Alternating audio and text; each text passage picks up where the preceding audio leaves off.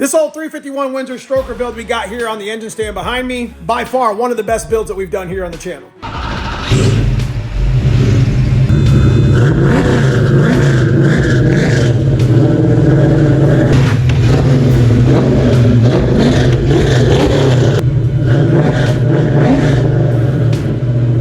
.387 stroker built with a stock 351 Windsor block, stock rods, stock pistons, and a $300 crankshaft we got from Summit Racing. In recent adventures to the track with the black car, it's sitting on the stand.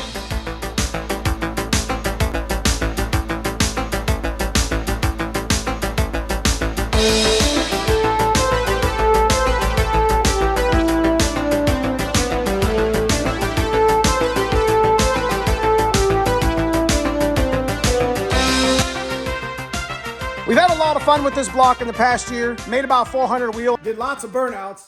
But before we get into too much detail, let me just take you back to the track that day and show you what happened. We've been so busy here at the shop trying to get the 363 stroker ready for the white car. Cousin Paul and I decided to take a break and head out to the track with the black car. First time in years. Was here, I think it ran like a 970 or something with the 363. Got my man Cousin Paul rolling up. We're about to put the tires on it, get some slicks on it. We're not going to take any weight out of it. It's my street car. We're just going to switch the wheels up and have a little fun with it today. There's no doubt that I've had the most fun with my black car this year in 2024 than I've ever had. When we built this 387 stroker and the power it made and the street manners it had, definitely something that I've been looking for a long time. Just like in normal form, we got the car up on the jack, got our racing wheels and slick tires on the car so we could make a good lick here at the track. We haven't had this car on the track in a while. We're not really expecting to light up the old board down there, but you know, if it runs 11s, it's a win. I mean, it should. But this thing weighs like 3,400 pounds, so we're just here to have a little bit of fun. We plan on doing a couple mods to it this year with the coil on plug and bigger cam, possibly even bigger heads. But like I said, you know, white car is under construction right now, and decided to got a little itch to make a couple passes. All right, here we go.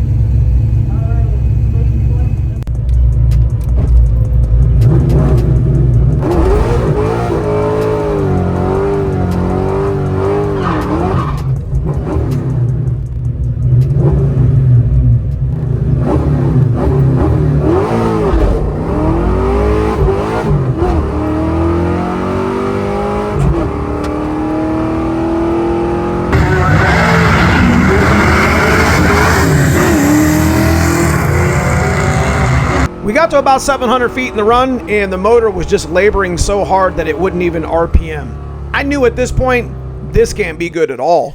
Man, it's just not been a good year for us at all. This thing broke over here now. Go ahead. I'm pretty sure this is fucking seized up. Try it again. Got to the end of the track, I knew something was wrong. We pulled off to the side so the racers could go by and we can get out of the way. Went and picked up the truck and trailer, did a little diagnostic there in the return lane with the battery change. We had thought maybe the starter got locked up for some reason, but after putting a wrench on the harmonic balancer bolt, we expected the worst. Tried to start it with the other battery, and I tried to move it, and all I was doing was tightening the balancer. All I hear is metal. Man, I cannot win for losing this year.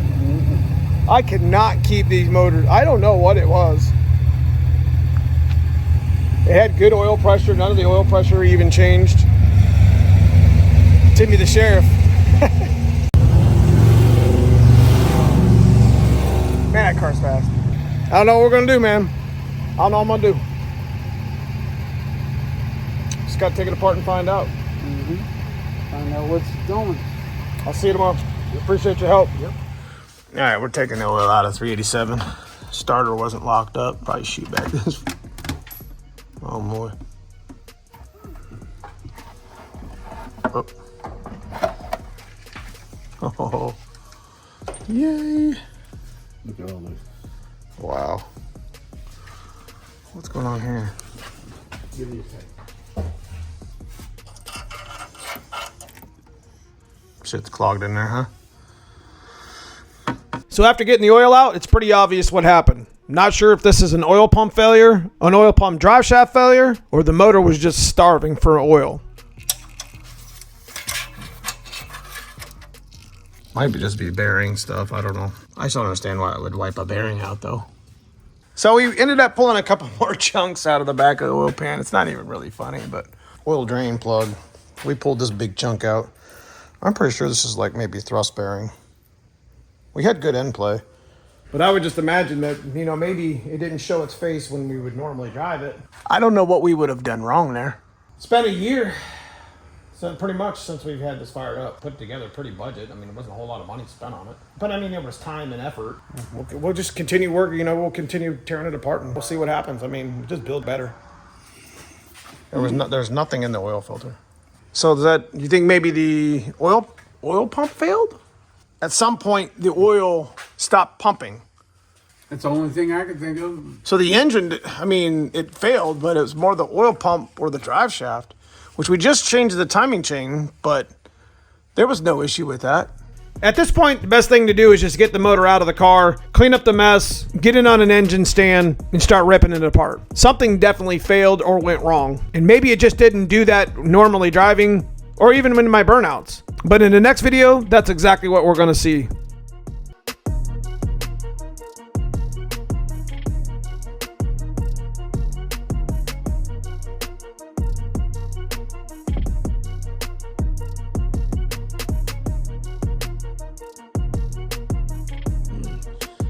At this point, there's no telling what actually failed in the motor. Could have been a number of things. Oil pan, oil pump itself just failing.